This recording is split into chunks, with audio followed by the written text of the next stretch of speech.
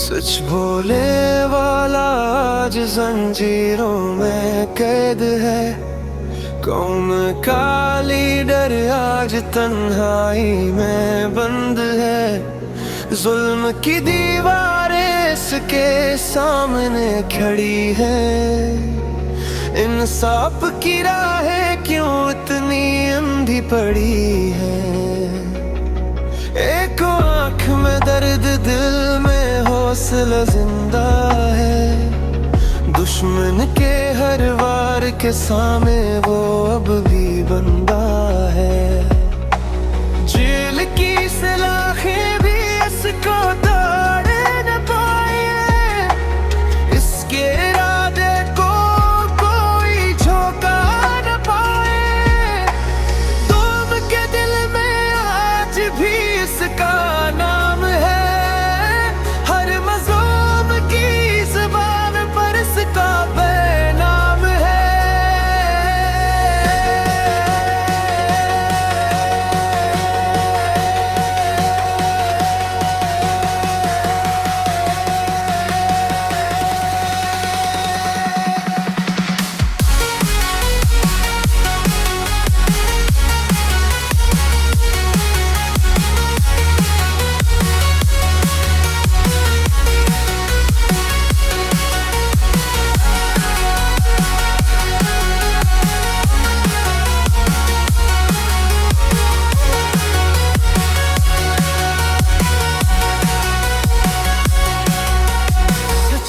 खातिर इसने सब कुछ कुर्बान किया।